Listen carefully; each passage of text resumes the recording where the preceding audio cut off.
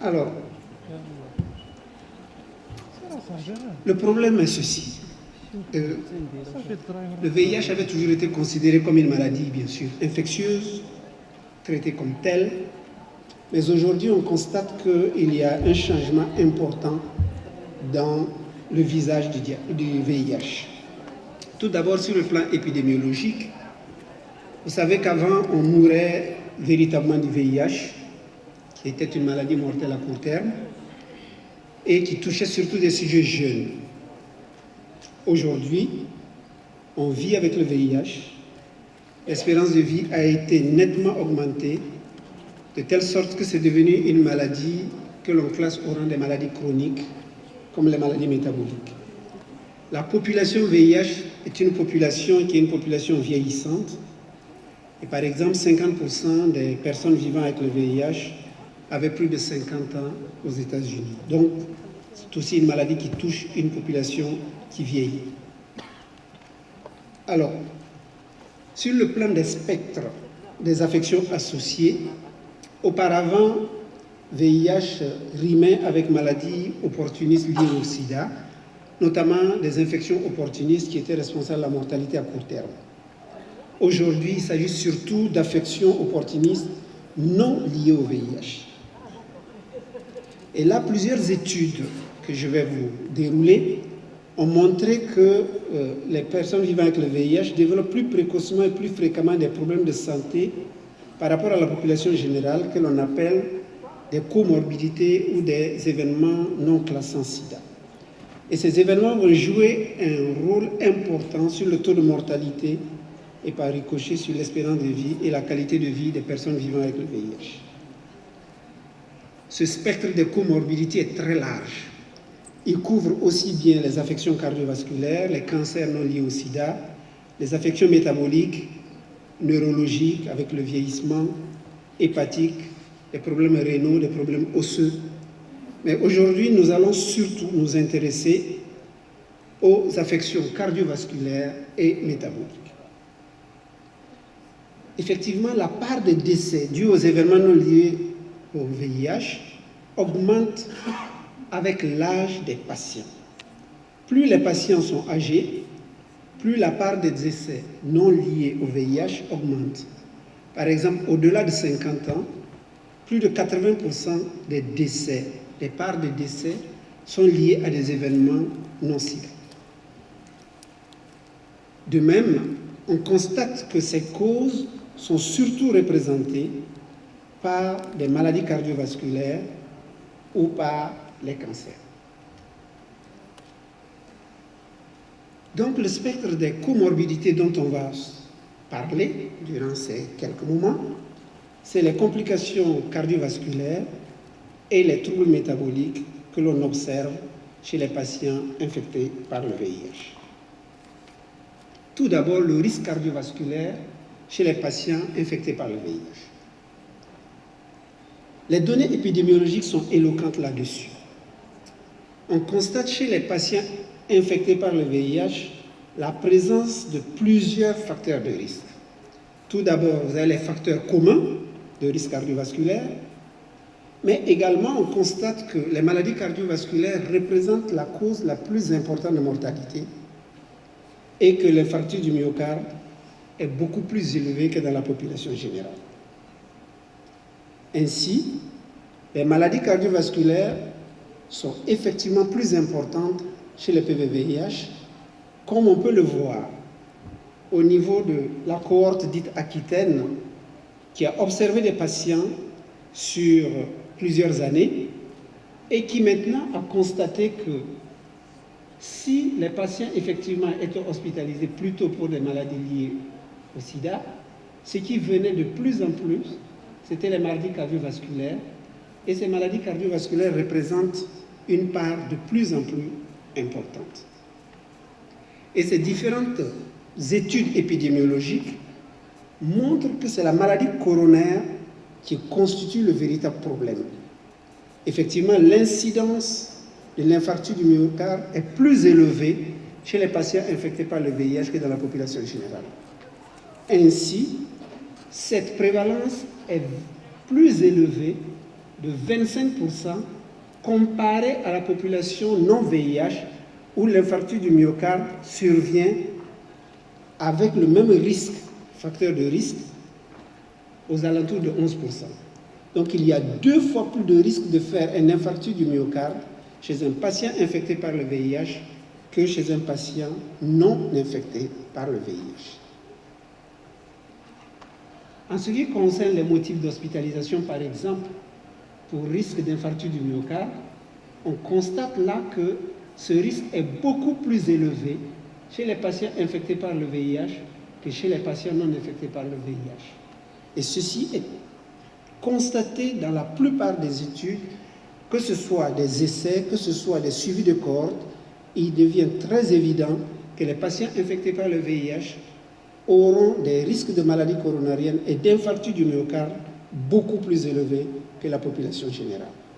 Ce risque, effectivement, est multiplié par 1,5 par rapport à la population générale, comme l'indiquent donc ces différentes études qui sont publiées en 2010 dans AIDS et qui montrent donc que le risque global est donc 1,5 fois plus élevé que dans la population générale. Ceci est également vérifié dans les cohortes et les données d'essais cliniques, comme le montrent la plupart des études qui sont effectivement publiées,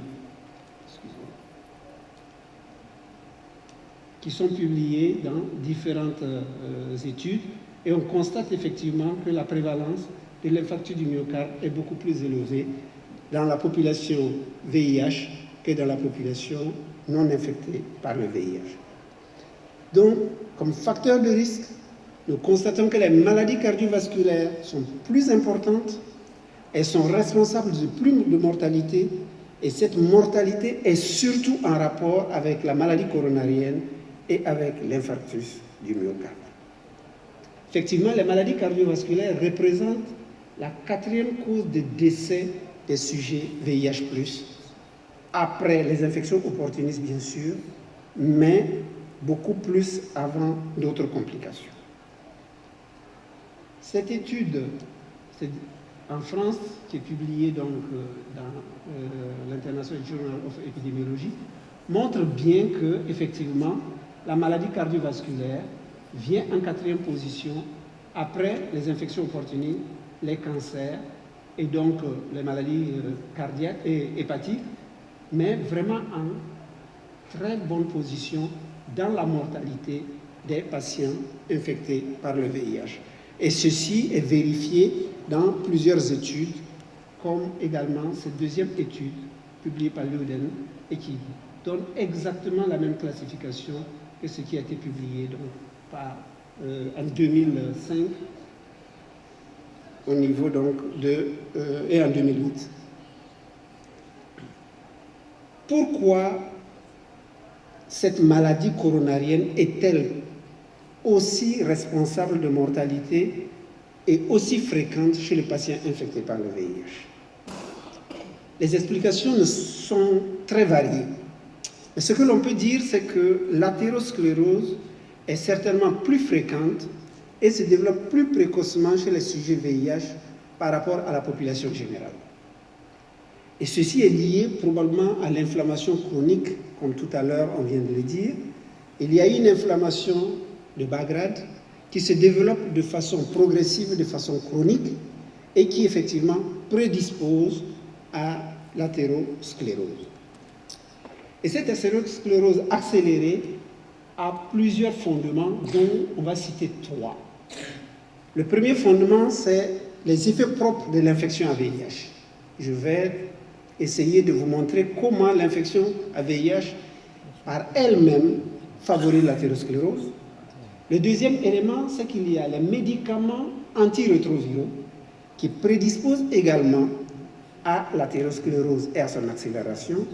Et enfin, chez les patients infectés par le VIH, il y a une fréquence plus élevée de facteurs de risque cardiovasculaires classiques.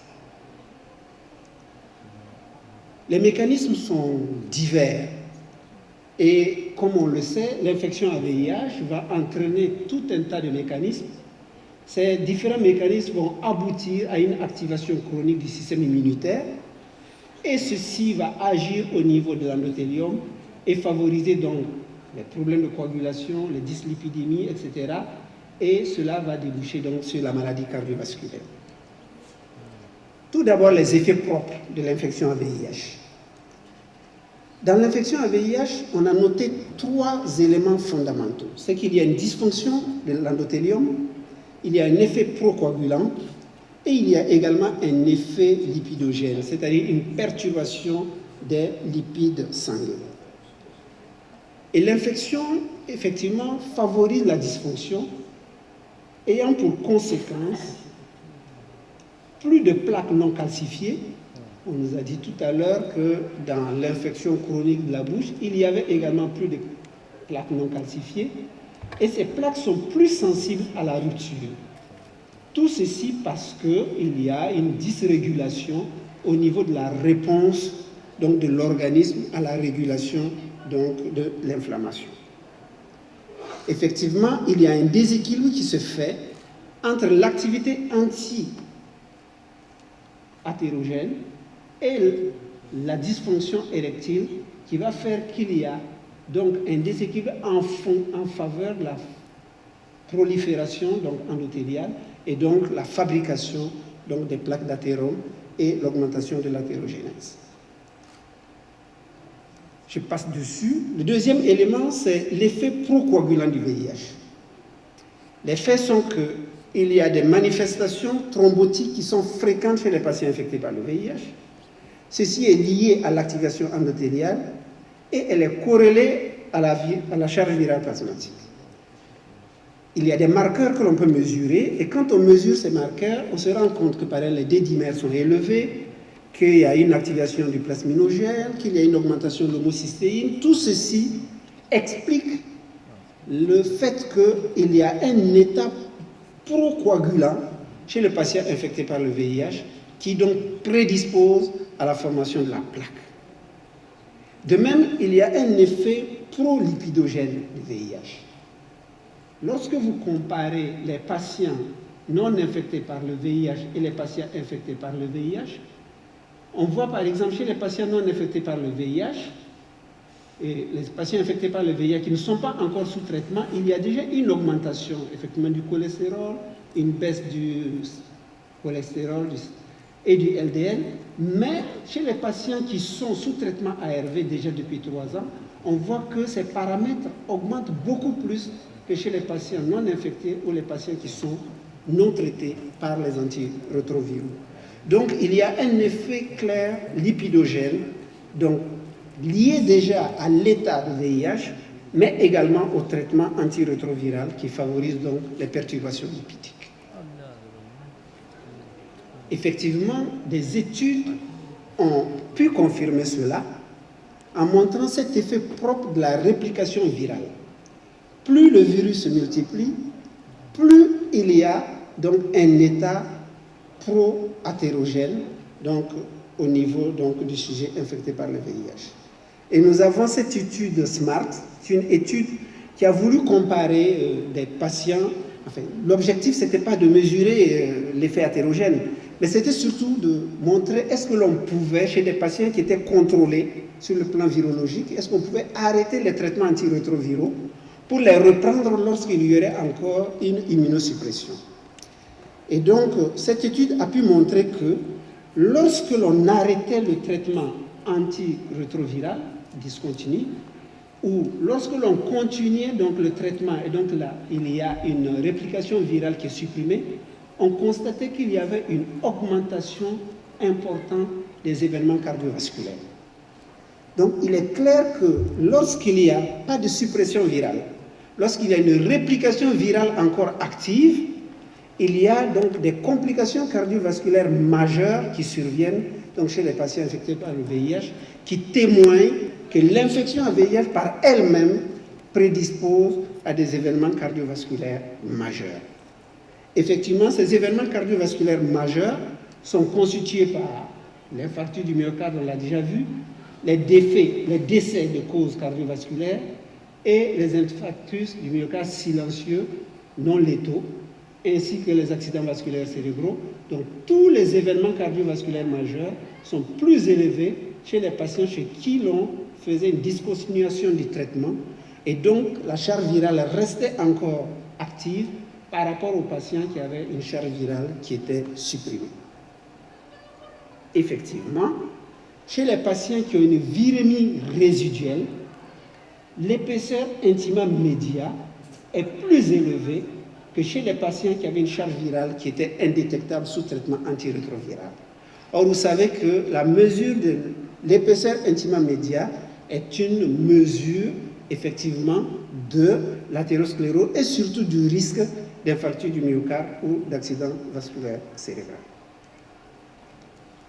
Mais le patient infecté par le VIH, non seulement il a l'infection à VIH qui favorise l'athérogénèse, mais également il a des facteurs traditionnels, facteurs de risque traditionnels qui sont plus importants que chez le sujet non infecté par le VIH.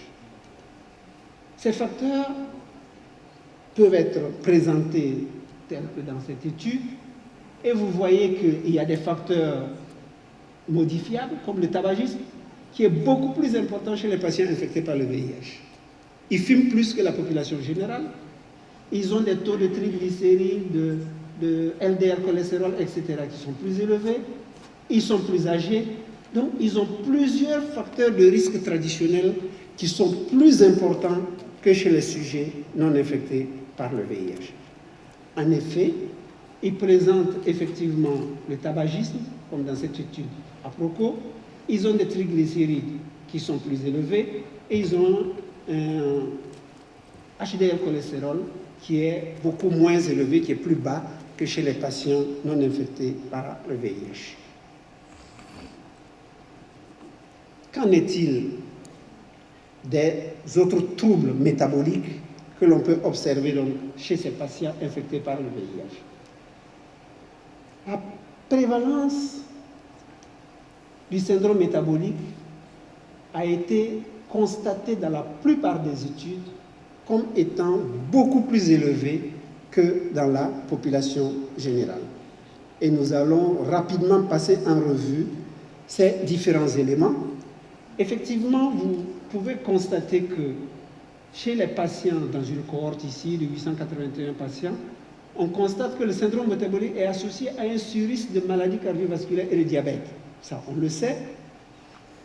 Mais surtout que chez les patients infectés par le VIH, le syndrome métabolique est plutôt constitué d'un certain nombre d'éléments.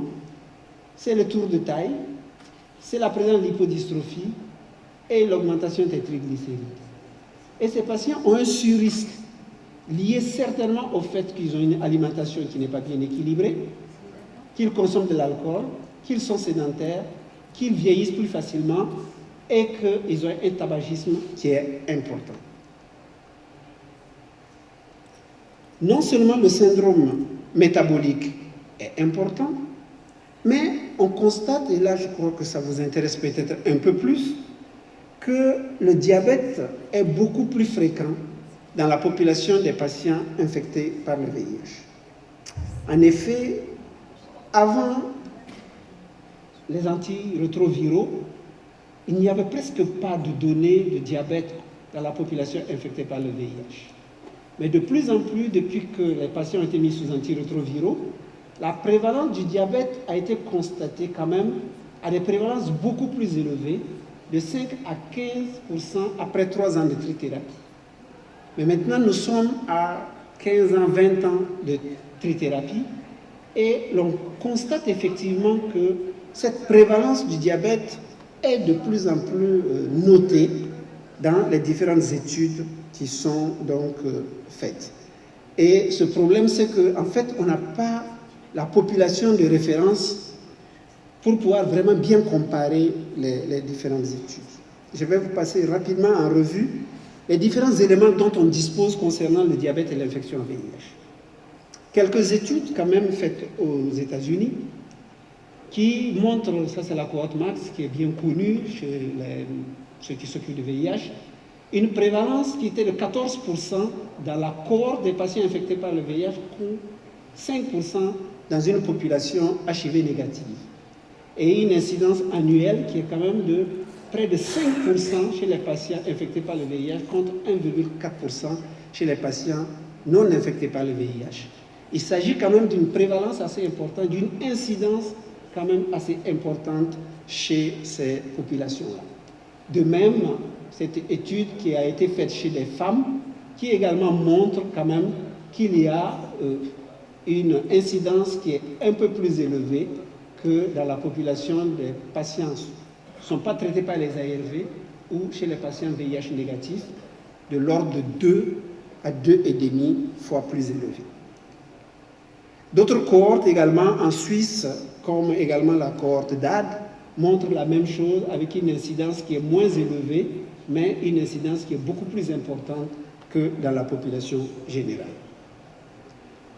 Dans nos différents pays, comme vous savez, nous avons des prévalences VIH assez importantes et nous avons essayé de voir un peu est-ce que l'on trouvait également quelques éléments concernant l'association diabète et VIH.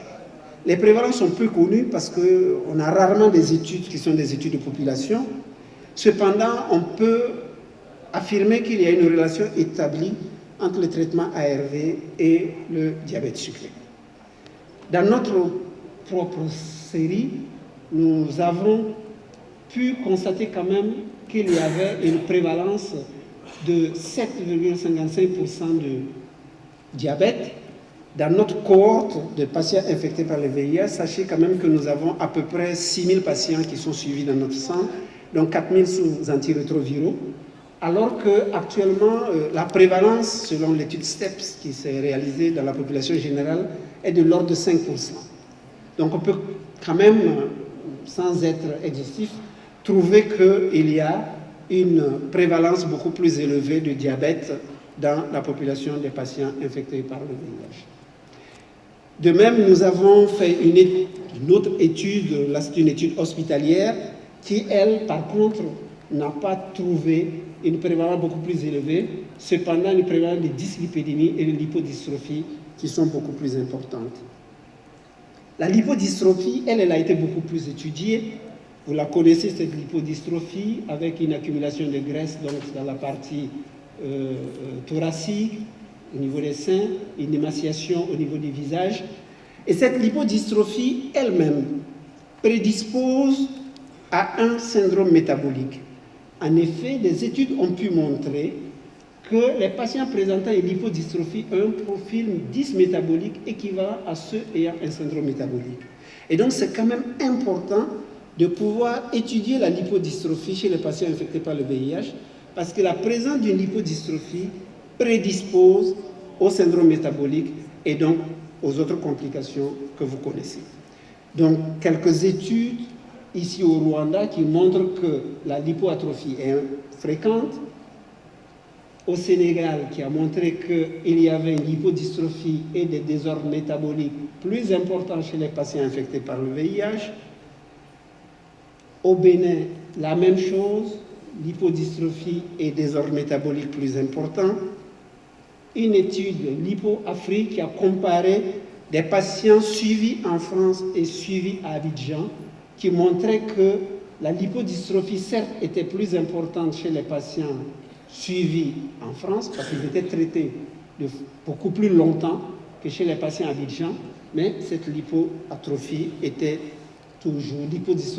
toujours présente, de même que le syndrome métabolique était présent dans les deux populations, avec une prévalence plus élevée, donc chez les patients qui étaient suivis en France. Alors, qu'est-ce qu'on peut faire? Il faut effectivement proposer les mesures hygiéno-diététiques. C'est un syndrome métabolique, c'est une lipodystrophie, c'est des risques cardiovasculaires. Et de toute évidence, ces mesures hygiéno-diététiques devraient pouvoir être couplées à la prise en charge par la metformine. Et des études ont été conduites pour voir si ça donnait des résultats qui pouvaient donc être intéressants. 50 patients sous traitement antirétroviral, une bonne observance, et les résultats montrent que les patients sous metformine améliorent leur score calcique, ont une moindre progression du volume des plaques et améliorent leur sensibilité à l'insuline, ça on le savait. Et ceux qui modifiaient leur style de vie amélioraient l'adaptation à l'effort et leur HDL. Cependant, il n'y avait pas une modification significative des mesures de tissu adipeux.